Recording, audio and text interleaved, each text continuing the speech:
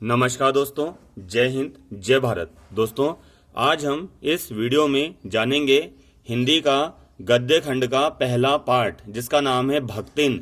इससे जुड़े हुए समस्त सही विकल्प, इससे संबंधित सही विकल्प मध्य प्रदेश की बोर्ड परीक्षाओं में पूछे जाते हैं कक्षा 12वीं में, इसलिए आपको ये वीडियो ध्यानपूर्वक देखना चाहिए।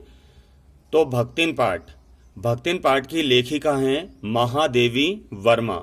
महादेवी वर्मा छायावाद की प्रमुख कवयित्री हैं और छायावाद की ये आधार स्तंभ भी हैं, समझे। महादेवी वर्मा की अक्षय कृति मतलब होता है प्रमुख रचना, यानी कि इन्होंने रचनाएं तो बहुत सारी लिखी हैं, परंतु एक रचना इनकी प्रमुख है जिसका नाम है यामा। यामा के लिए इनको ज्ञानपीठ पुरस्कार प्राप्त हुआ है। इनकी कुछ अन्य रचनाओं पर हम देखते हैं, अन्य रचनाओं पर गौर करते हैं। दीप शिखा, नीरजा, निहार, सांध्य गीत इनकी काव्य श्रृंखलाएं हैं सबकी सभी।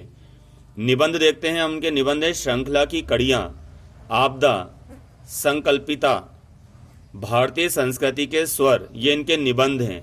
रेखा चित्र और संस्मरण हम देखते हैं, अतीत के चलचित्र, स्मृति की रेखाएं, पथ के साथी, मेरा परिवार, यानी कि इन्होंने जो रेखा चित्र और संस्मरण लिखे हैं वो काय में लिखे हैं दोस्तों, अतीत के चलचित्र और स्मृति की रेखाओं में संकलित हैं। पथ के साथियों, मेरा परिवार, ये छायावाद की आधार स्तंभ हैं। इन्हें वेदना व करुणा की मीरा कहा जाता है। इन्हें छायावाद की मीरा भी कहा जाता है, इन्हें वेदना व करुणा की मीरा भी कहा जाता है। अब हम देखते हैं पाठ से जुड़े हुए कुछ सही विकल्प। भक्तिन पाठ संस्मरण है। जैसे आपसे पूछा जाएगा भक्तिन पाठ गद्य की कौन सी विधा है, नाटक है, कहानी है, उपन्यास है या रेखा चित्र है, संस्मरण है, तो क्या है, संस्मरण।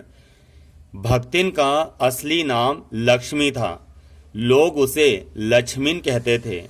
तो लक्ष्मीन कैसा शब्द है दोस्तों, आंचलिक, और कैसा शब्द है ये, तद्भव भी है ये, यानी लक्ष्मी का बिगड़ा हुआ रूप है लक्ष्मीन।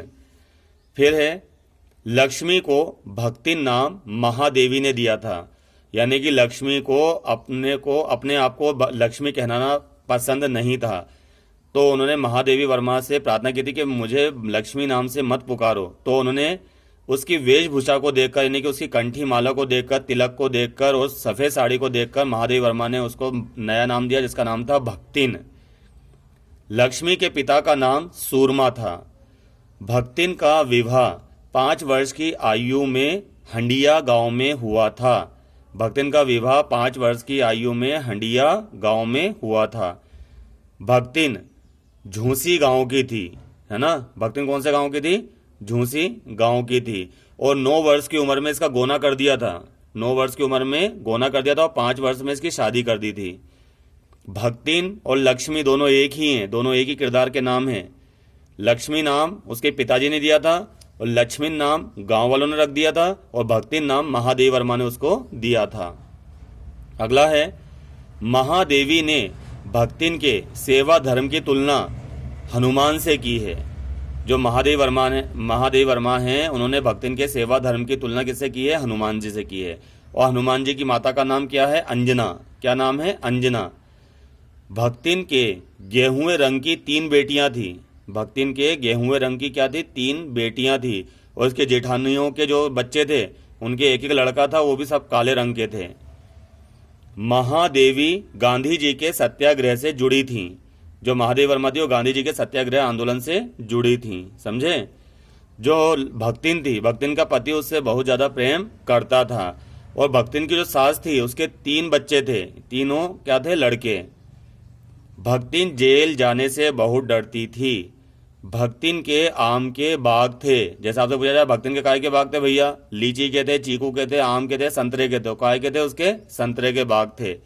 महादेवी वर्मा के यहाँ पर सोना नाम की हिरणी थी, बसंत नाम का कुत्ता था, और गोधूली नाम की बिल्ली थी। ठीक है ना। कुछ और सही विकल्प हैं इस पाठ के, हम देखते हैं। भक्तिन महादेवी को आमचूर की चटनी, मकई का दलिया, सौंधा मट्ठा, बाजरे के तिल लगाकर पुए, ज्वार के भुने हुए भुट्टे के हरे दानों की खिचड़ी, सफ़ेद महुए की लापसी बनाकर खिलाती थी। यानी कि जो भक्तिन थी वो महादेवी वर्मा को गांव की जो चीज़ें होती हैं, गांव में जो खाई जाने वाली वस्तुएं होती है वो बना कर खिलाती, जैसे आमचूर की चटनी, मक्का का दलिया, सौंधा बघार का मट्ठा, बाजरे के आटे में तिल मिलाकर पुए, ज्वार के भुने हुए भुट्टे के हरे दानों की खिचड़ी बनाती थी और सफ़ेद महुए की लापसी बनाती थी। कभी गुड़ से रोटी खिलाती थी, कभी दूध से रोटी खिलाती थी। तो महादेवी वर्मा एक जगह कहती हैं कि मैं उसे शहरी बनाना चाहती थी, परंतु उसने मुझे स्वयं को क्या बना दिया, देहाती बना दिया। क्या बना दिया उसने मुझे, देहाती। भक्तिन के कारण महादेवी वर्मा समझ पाई गांव की स्थिति, हमारे भारतीय गांव की परिस्थिति समझ पाई। अगला है भक्तिन का चूड़ा कर्म हर बृहस्पतिवार को होता था। भक्तिन का जो मुंडन होता था, जो बाल कटवाती थी, वो हर बृहस्पतिवार को यानी गुरुवार को बनवाती थी। भक्तिन ने 5 बीसी और 5 रुपया जमीन में गाड़ रखा था बुरे दिनों के लिए। तभी तो भक्तिन बोलती है कि यहाँ पर आंदोलन चल रहा है, अंग्रेज लोग पकड़ पकड़ कर लोगों को जेल में डाल रहे हैं, तो आप मेरे साथ कहाँ चलो, गांव। यानी कि महादेवी वर्मा से बोलती है आप मेरे साथ मेरे गांव चलो, मैंने 5 बीसी और 5 रुपया जमीन में गाड़ रखा है जो बुरे दिनों के लिए था। मैं वहाँ पर आपके लिए अपनी कच्ची दीवारों में किताब रखने की जगह बना दूंगी और मैं आपको काय पे सुलाऊंगी, चावल के पूले पर उसे बिछा दूंगी, गद्दा बना के सुलाऊंगी आपको। इस प्रकार की बातें बताती है। तो उसकी बातें सुनकर महादेवी वर्मा मंद मंद मुस्कुराती हैं।